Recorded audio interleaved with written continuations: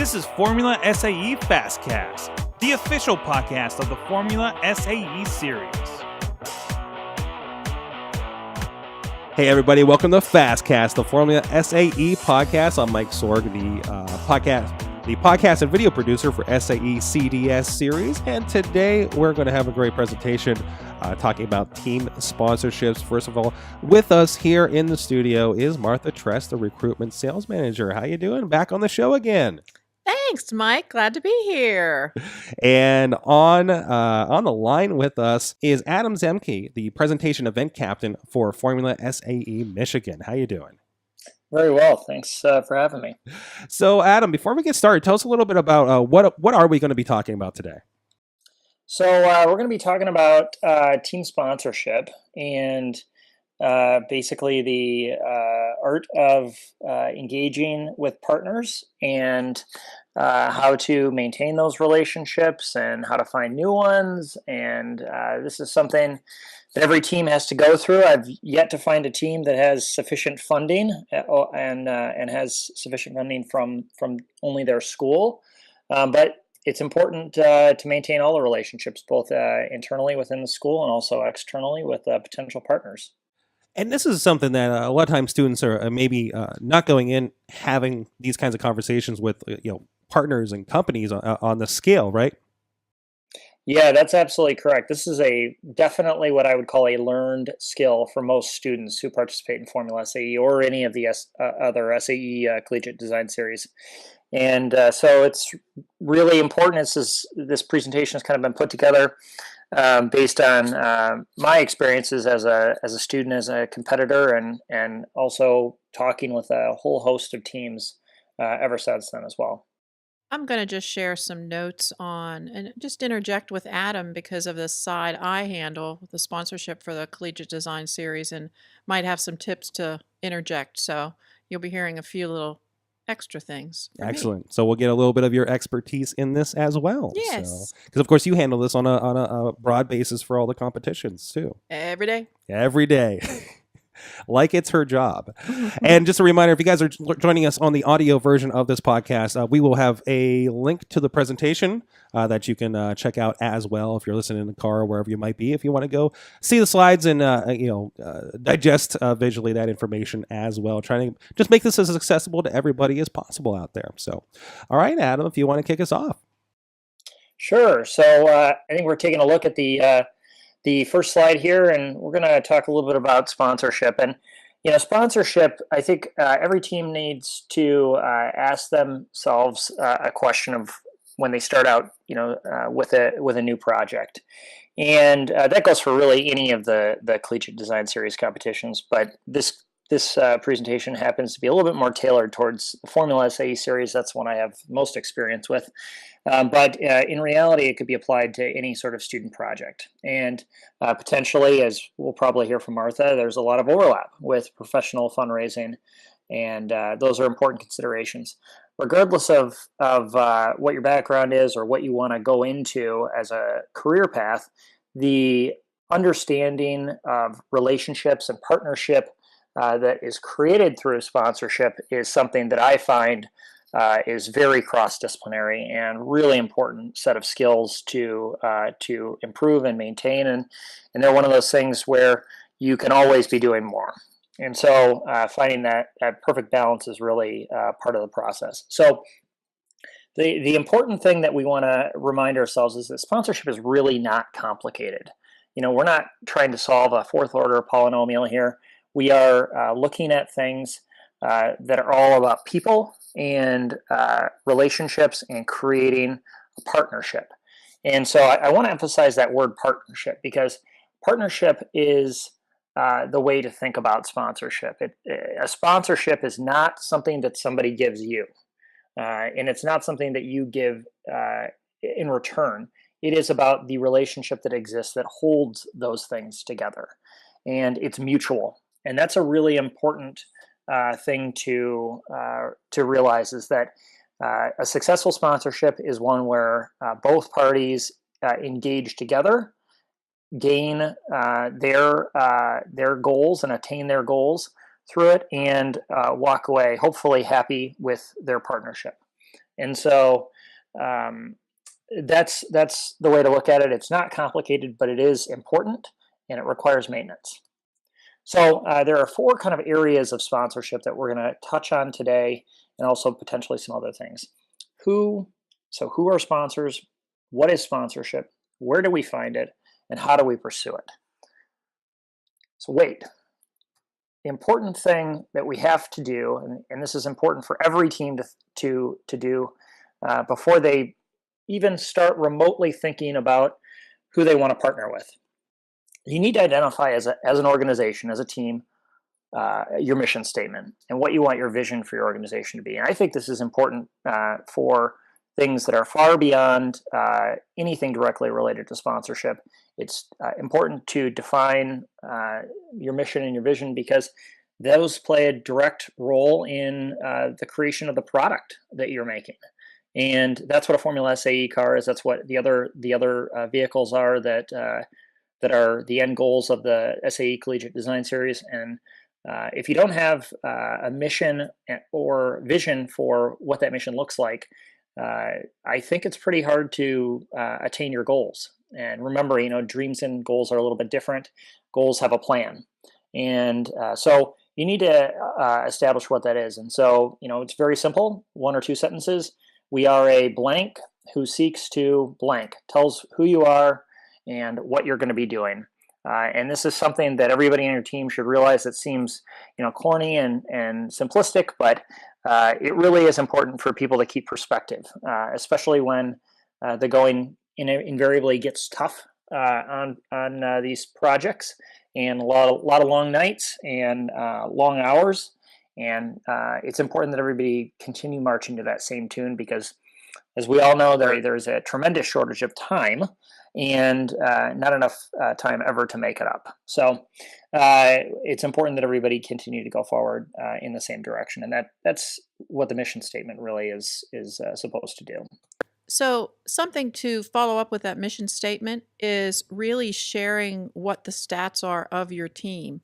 Even if you are not the top 10, talk about how you've grown over the past couple years. Show them what your team's been doing.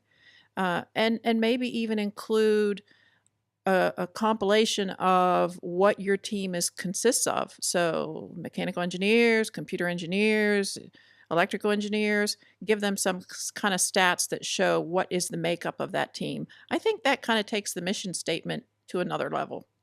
Yeah, I totally agree. And I also would encourage you, and this brings up an excellent point, to try and broaden the base of your team.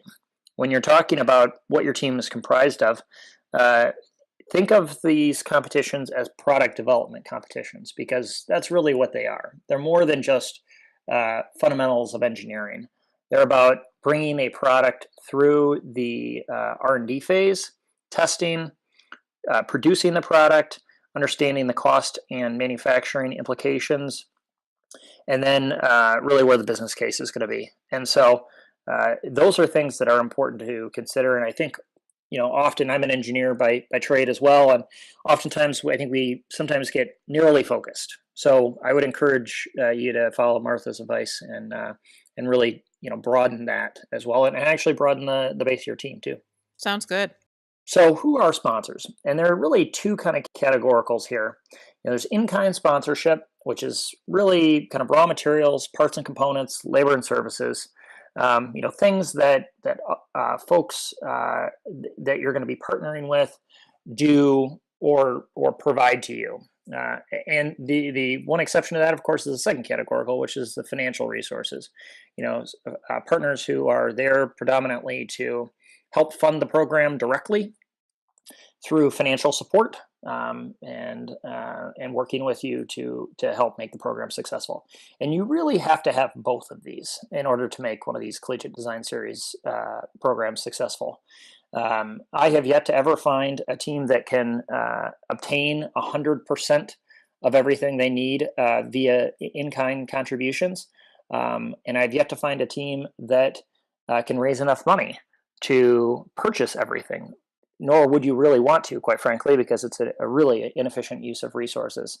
Formula SAE and a number of the other Collegiate Design Series competitions are really, very generously supported by a number of industries and a whole host of companies. And they do so because they recognize the value in the programs. And so the idea, the partnerships that are created through both in-kind and financial support are things that we cannot take for granted, and we all have to work on because we all, like it or not, are part of the Formula SAE or the other Collegiate Design Series brands. So those are things to consider. So what is sponsorship? And I talked a little bit about this at the start of the presentation, but I want to reiterate it because it's really important to continue to remember this. A relationship that unites two or more parties to satisfy individual and mutually shared goals. And I've underlined mutually shared because that's really what this is about. If we ever view sponsorship as a one-way street, that you're trying to get something, quote unquote, you're usually set up for failure, because without the acknowledgement that a partnership requires two mutual parties who are agreeing to do certain things, then we're going to think of things in a silo, and it's going to be a one-way silo, and that's not going to amount to successful sponsorship, and quite frankly, is probably not going to amount to a successful product either. Where do you find sponsors? And really, the answer is anywhere. And I'll just deviate slightly to tell a quick story. When I was part of the Michigan State Formula SAE program, one of the things that we were really looking to do was to expand our reach, and we wanted to participate more in our community, and wanted to show off the value of the program. And we thought, of course, that this would be a good thing for the community, but also it would have reciprocating benefits for the program, and that's a correct assumption. And so one of the things we did was, go to trade shows and the auto show and to schools, and we really, talked about a lot of those things and our experiences working with kids. One thing that I learned throughout that process is that, it requires a lot of support in order to engage that way with your community. And it's support in the form of displays and display space and things that you have to use to accentuate the car and the team as you go out on the road, I guess, if you will. Historically, my default thought process behind this was, well, if we're not getting something for the car, then it's probably not going to be able to be sponsored. And I learned very quickly when we started doing these kind of road shows that was completely incorrect.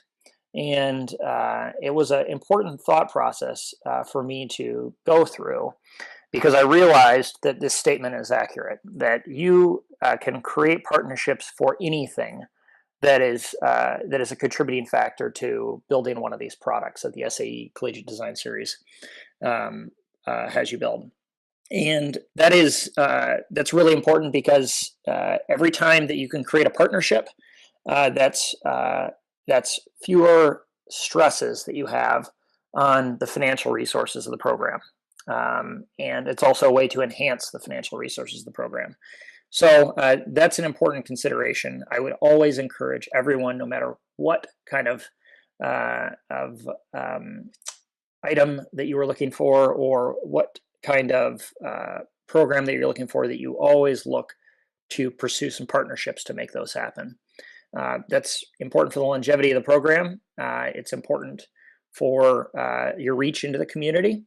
You can gain more friends, and quite frankly, it's an overall good process. So I would probably add to that, Adam, that a good place to start too is the sponsor pages online of the formula competitions, because those sponsors are already engaged and understand the value of the program. So it's a great place for students to look at and say, oh, well, they're already aware of Formula SAE, so maybe they'll sponsor our team. So that might be a great place. And another area is the equipment supplier webpage that's also found there. And there are people that are already offering goods, services, and either at a discount or for free. So that should always be a resource to connect. One, you describing that, Martha, just kind of dates me, I guess, because none of those things really were in existence in terms of the availability of that information when I was a participant. But I'm really glad to hear that those types of things are being made available to teams clearly and easily. It saves a lot of time. There are, as Martha was saying, there are a lot of organizations that do have, essentially Formula SAE partnerships already defined, and that's really helpful. There's obviously other ways that you can also maybe go further than that too with some organizations, and so excellent way to start for sure. So the hows of sponsorship, and so this is really how to pursue sponsorship and really how to cultivate and maintain relationships.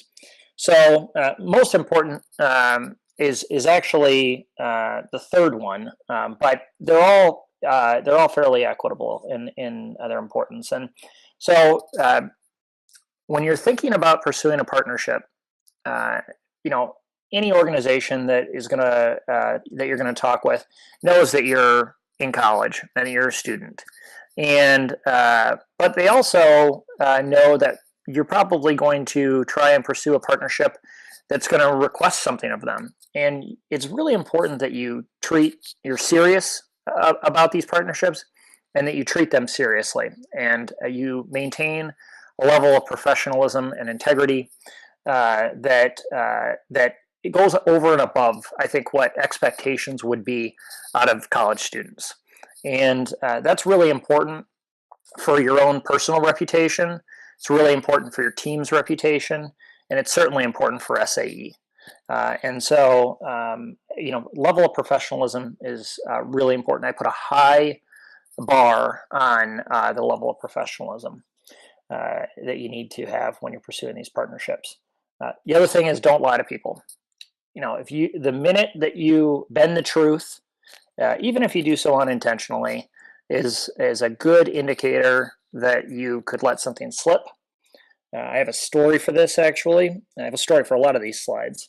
When I was a student, there was one year where we had engaged some of our kind of system captains, if you will. We called them team leaders, to engage in some sponsorships. And it happened to be that there was some machining done for one part of our vehicle by a local company. It was really great service, and really the owners of the company, they weren't a big organization, so they were absorbing these costs, and it was something that was not insignificant to them. But they really didn't want much. They just wanted some T-shirts and hats for the machinists on the floor, and we dropped the ball on it, quite frankly. There's really no other way to describe it. And part of the contributing factors to dropping the ball on it were that we didn't have good internal communication about what that partnership entailed, and because of our internal system that year. And so when I went back to the machinist the next year to talk again about renewing the partnership, they reminded me of that. And I didn't have any idea, truthfully. But it was my fault. Ultimately, at the end of the day, the buck stops with the team captain. And I apologized profusely. I went back to the shop.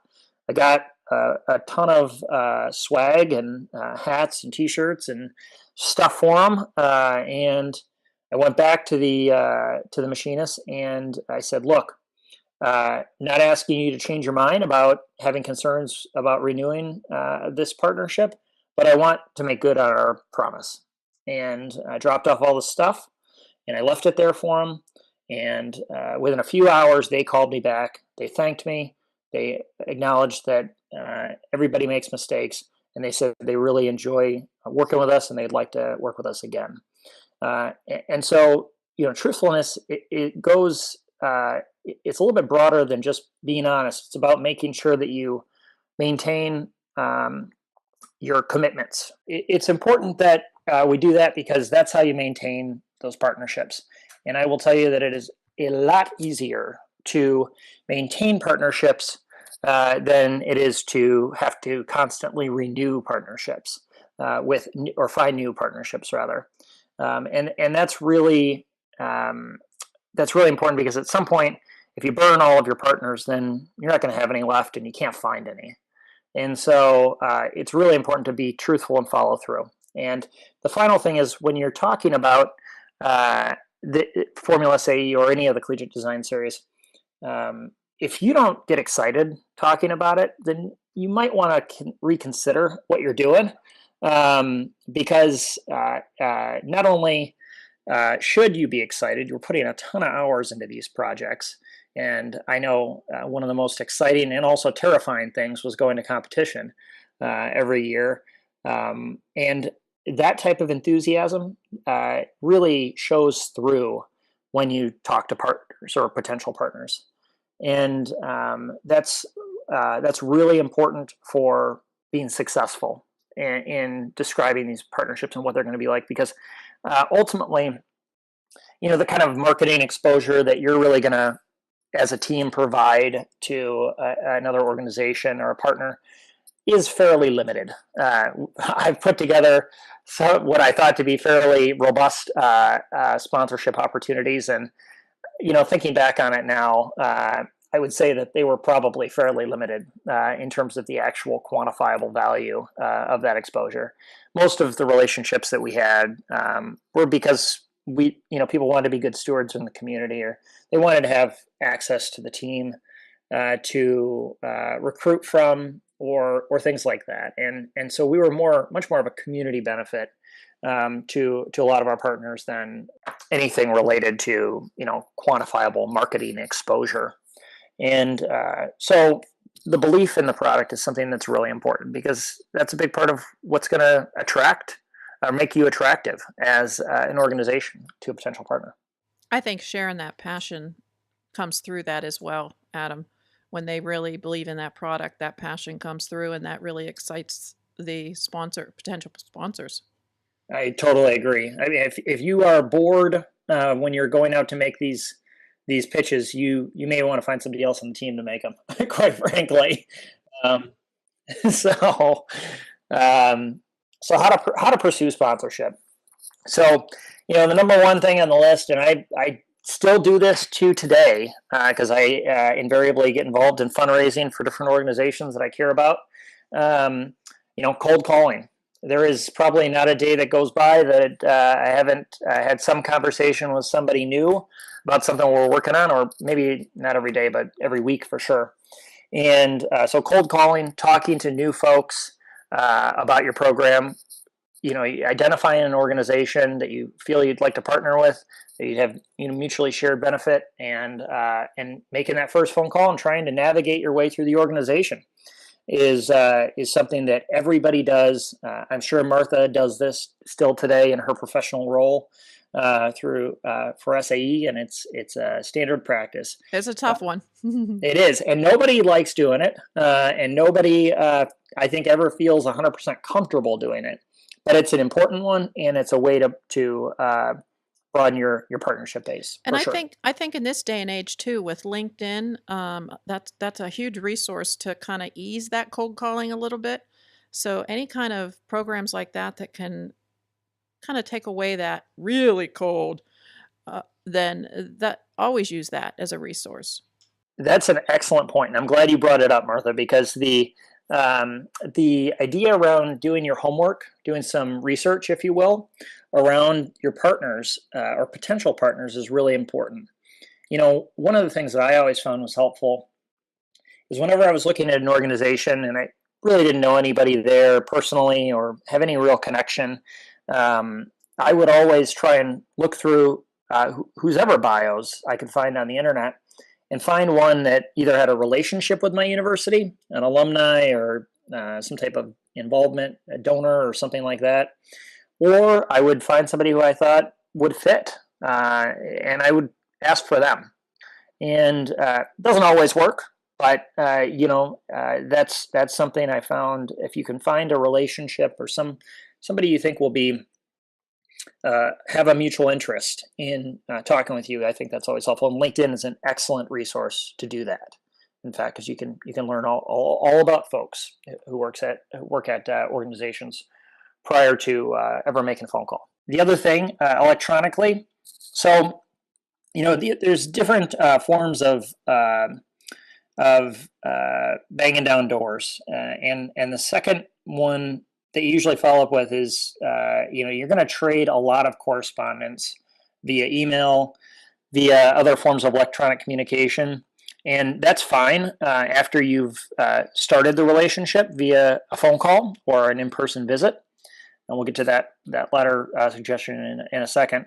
But it's really the idea of using electronic media to share or reach out. I think is something that is important to be done after the contacts have been made, and really only for the purpose of sharing information. It's not for the purpose of knocking down the door. And I think that's really important, because if you think you're going to be successful by sending an email to an organization and to some person that you've never met, I think you're probably not going to be as successful. You need to reach out first and have a conversation, and then follow up and share information electronically to support your conversation. And then I would always recommend at that point that you set up a time to go and talk with somebody in person. There is a very good reason why major companies spend millions of dollars a year sending people all over the globe on business trips to support efforts that they're having, programs that they have in the field. And that's because there is no substitute for face-to-face conversation. We can WebEx or Zoom or whatever as many times as we want till we're blue in the face. Going and meeting somebody and observing cultural interaction and talking with them on a personal level there really is no substitute. I have not found one at all, and I don't think there is one. I expect that practice to continue for a very long time. So I would always kind of look to go and quote unquote kind of finalize the partnership or seal the deal via face-to-face conversation. Obviously, it's not always possible to do that depending on the partnership that you're looking to pursue. But whenever possible, I would go and do that. I would, if it's in your state, certainly, or within a reasonable driving distance, I would make the effort to do that. It's worth it. So I would have a couple things to add into that. For the electronically, we're just launching something new this year.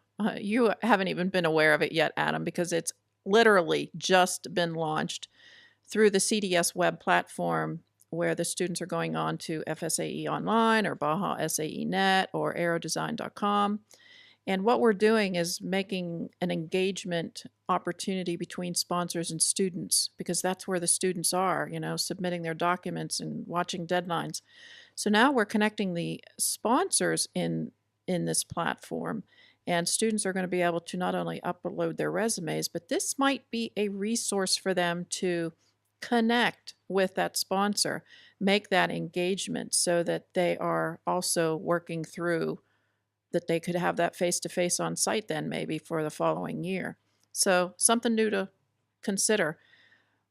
When you think about the face-to-face, we have so many opportunities through SAE, whether it is going to the local section meetings and seeing who those people are and what companies they work for.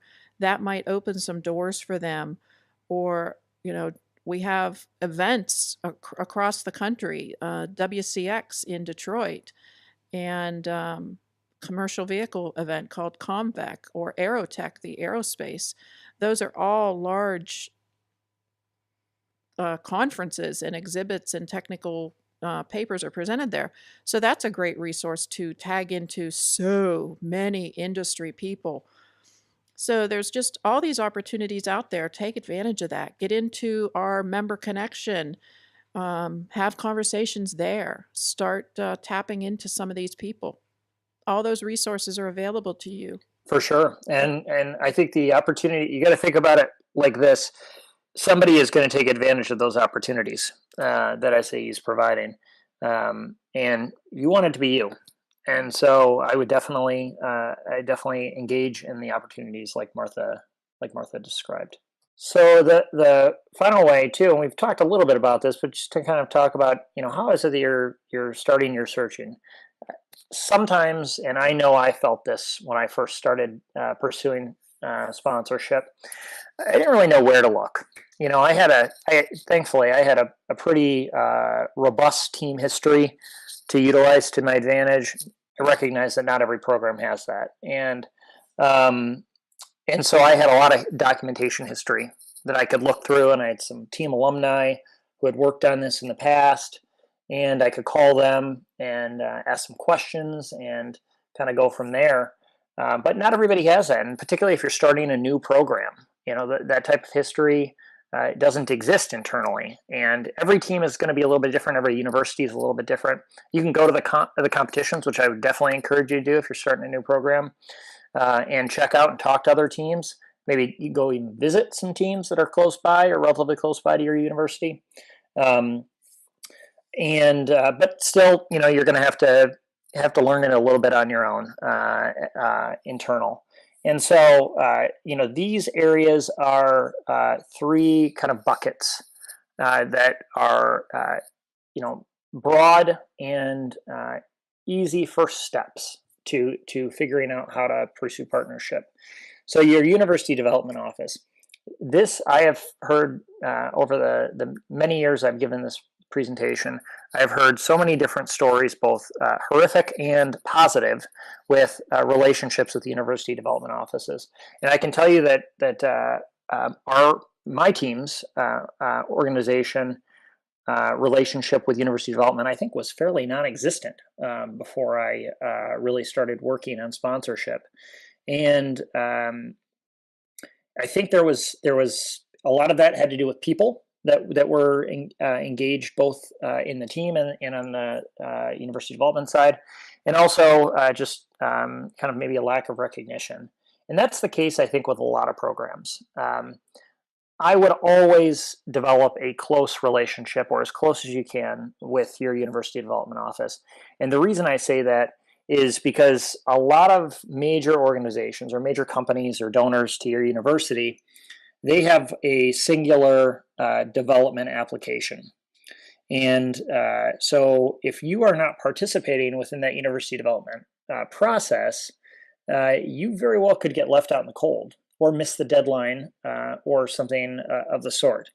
And so participating with that university development office, really not asking for much initially, but showing them that you can be a resource to help them attract and excite potential donating organizations to the university, I think is really, really positive.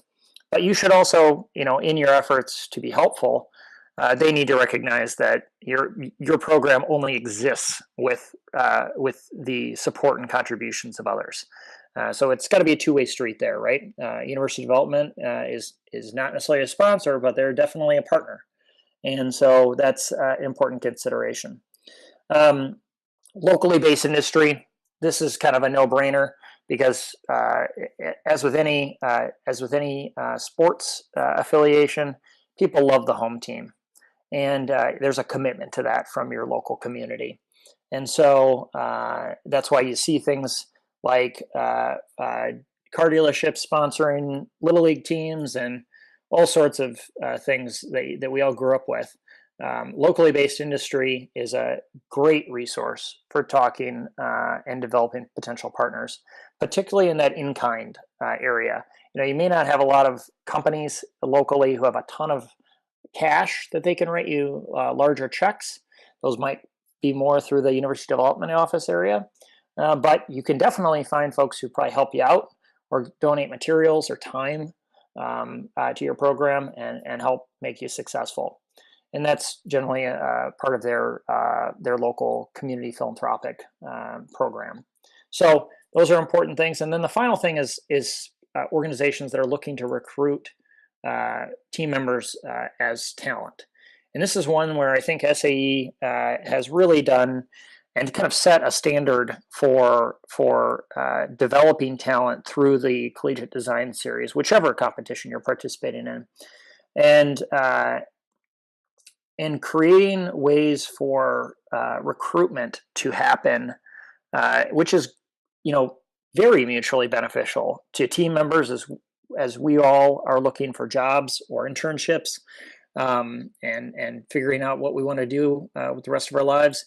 But also with it's definitely beneficial to the organizations who are looking to recruit that talent. I mean, the number one thing that brings a company to a community is talent, and without it, they won't come. And so organizations who participate in career fairs and are looking to develop partnerships with universities, Formula SAE and the other SAE Collegiate Design Series are excellent opportunities to do that. I still remember one of my most impactful automotive internships. I looked at the application, and I was so delighted to see that there was a series of 3 bullet points towards the bottom of the first page, and it said, one of them said Formula SAE experience preferred.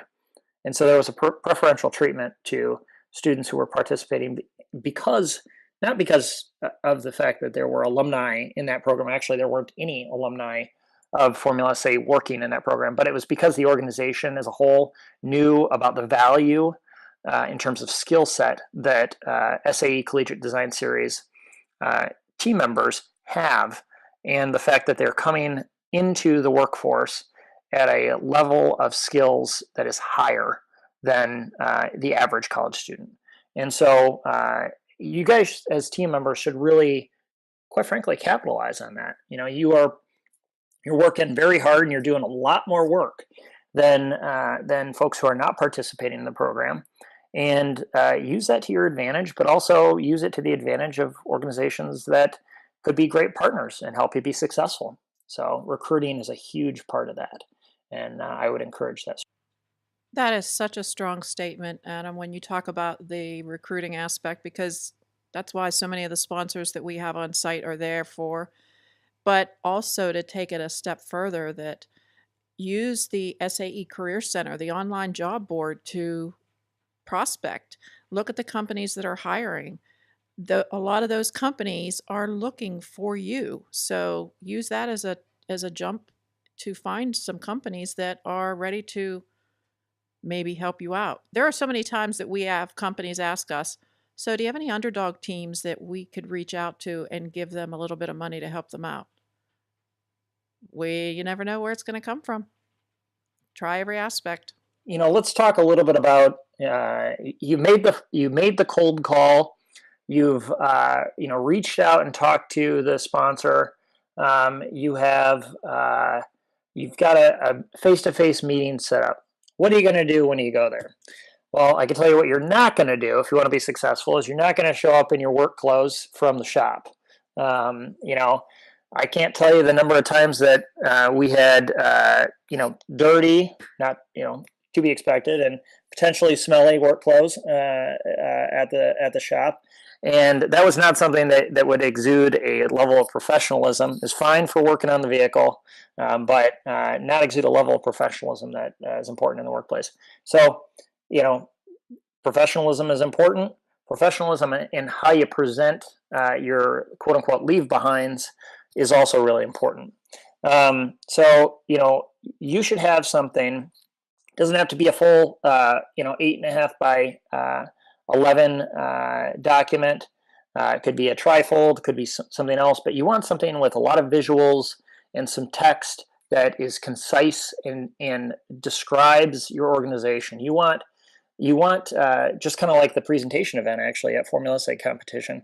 You want something that reminds your audience of tidbits of what you said. Not everything, because they're not going to remember everything, but tidbits, important points. And that's the type of document that you want to have as a leave behind. Personal preference, I very strongly encourage you to utilize some professional design software in creating these things. I often like to say, and this is no hit on PowerPoint, we're using a PowerPoint right now. PowerPoint is not a brochure creation software. Don't use it as such. If you're having to go to Kinko's or whatever your local copy store is to have spiral binding on a PowerPoint series of slides for your usual marketing presentation or leave behind, then you need to go back to the drawing board and engage either with a potential partner or with some additional teammates or potential teammates at your university who can work on building a professional leave behind and get it printed in more of a mass quantity. And that's something that you want to have as a hard copy and an electronic version. Obviously, a hard copy so you can bring with you and leave behind, or an electronic version so that it can be emailed over. And you want it to be general. You don't want to be company specific because you want to be able to print them en masse. And you can see 2007. I just noticed this. This is one of the ones I designed. In fact, this was the first one I ever designed, and they evolved following that. But definitely make your brochures professional looking. I always used to steal things from the auto show at auto displays and use those as creative examples. And so you can really pilfer a lot of information from that type of thing. The other thing is since your leave behind, your main leave behind, your marketing brochure is not company specific or partner specific. You want to have something that is specific to them, a cover letter and a proposal, usually total cover letter and proposal, one page combined, that one page, one side combined, that is specifically talking about what your partnership is that you'd like to create and what your ask is too, and what you're going to offer in return. And some of those things you may not have developed right when you go there, because that might be part of the conversation that you have during the face-to-face, but you should provide that as a synopsis afterwards to the partner. Because again, you want that clarity too, right? You want to be able to make sure that you follow through on any promises that you made as part of the partnership. And the final thing, there is still no substitute for having a business card, and just something. You're not necessarily going to trade cell phone numbers sitting in a meeting or sitting across the desk from somebody, but you can definitely leave them a business card with your contact info. And that's also really important. Ultimately, let's say you made a cold call, you traded some information with them, it got you in the door to have a face-to-face, you're there, you make a great pitch, everybody's happy, everybody's excited about creating this relationship, you've got some mutually identified goals, and you're working towards them. You want to be able to make sure that that going forward, that person always has a way to contact you. You're available, and you need to make yourself available to being able to answer questions and communicate, and you want that type of clarity. I would add to that. You had talked about how to build your team way back at the beginning. One of the things you might want to do is reach out to someone that's taking a marketing degree and become best friends and ask them to consider helping you put together that package, because that could be their senior project or their project of the year or whatever, and they have the expertise, they probably have the skill set, the programming, because of whatever class they're in. So consider doing something like that. And I think we've seen marketing people like at the competitions, haven't we? They're Yeah, like, I know you have, because I've brought marketing people to the competitions before. But it's absolutely true. And that's one thing. And to be honest with you, I think this is kind of what I was hinting at when Martha made this statement, quite earlier in our conversation, is that your team does not have to be, in my opinion, should not just be engineering students. This is a product development competition, and product development encompasses a whole lot of folks with different professional expertise. And this is a great opportunity for more students in the university to get involved, for you to broaden your base of students and student support, and also potential broaden university support too. But it's also a great learning experience. When I was a participant, when I was a competitor, we even had a system down where we had several folks who worked exclusively on creating partnerships and working with sponsors to order and procure different things. And it was just to the point where we even had an internal forum set up, where you would essentially, if there was a team captain or somebody on the design side working on something, they needed something, we'd describe it, we'd trade that information on a forum, and we'd check it off. the list and have a different person really be pursuing the partnership to make that type of thing happen. And I'm of the mindset. Obviously, we all have cost restrictions on who can come to the competition and everything. Everybody realizes that. But I feel that if somebody has earned their put in their time and earned their the opportunity to go to the competition, which is really a cool reward, and they want to, it doesn't matter how they earned that reward. Pursuing sponsorship, without sponsors, the team doesn't function and the car doesn't get built. So, the importance of building this section of the organization, I really cannot stress enough. And I think it's one thing that we as engineers get it, particularly around a racing setting, get excited about the performance of the vehicles and the cool design aspects and really making something happen that's, you can see and touch and feel. And we got to remember that developing something is a complex and multifaceted method, and others have an important role in that too. So we talked a little bit about this, but this is kind of, again, ways that things that you can offer as things, just suggestions basically to get you started if you're looking at partnerships and you're really not sure where to go. So the marketing aspect, I did talk a little bit about that. My personal opinion after all these years is that there is not really a huge marketing value that an individual team can offer that is quantifiable to a major organization. But definitely on the corporate giving and the recruiting side, those things are very important, and also some marketing too. One of the things that our organization did, and several teams do now, was to talk at major auto shows, and do some display work.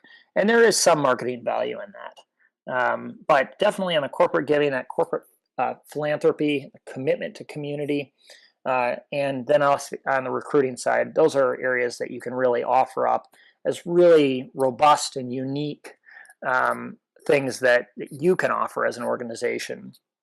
And I find that's probably the largest area of success. So how do you retain sponsors? I said this line earlier, I'm going to say it again. It is way easier to retain sponsors and retain partnerships than it is to have to go out and find new ones every year. And eventually you will hit the bottom of the barrel and you won't be able to create new partnerships if you burn all of your previous bridges. So really important. Make sure you've identified exactly what it is that you promised to do as your commitment to the partnership, and make sure you do it. Very simple. If you can't deliver it, don't promise it. Communications.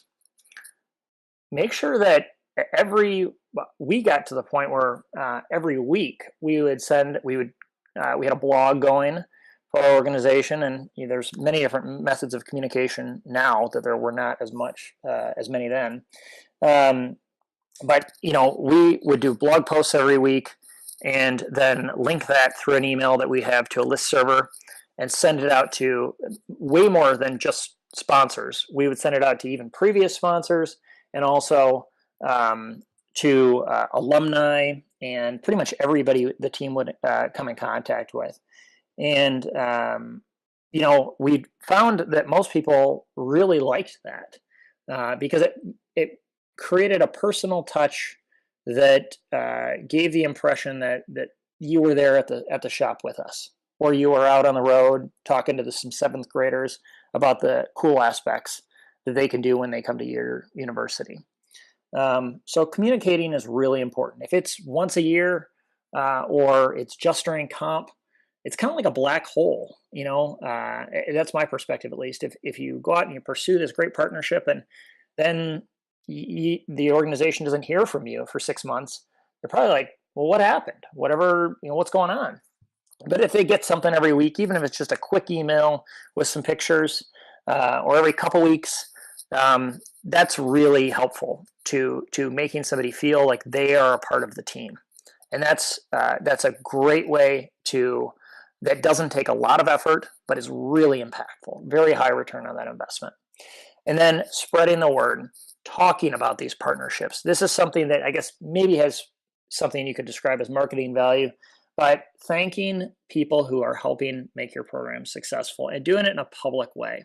That goes a long way to making somebody feel like they're valued, and it does show a lot of value to them. And so I would really encourage you to be vocal about that. Anybody who would help us out, we would always try and talk about, and we do a lot of communications, not necessarily about like, oh yeah, we got this great partnership set up with X organization or X company, but really we'd talk about the fact that, what materials we were doing with it, or what, if it was a financial contribution, how it was being utilized to help make the program successful.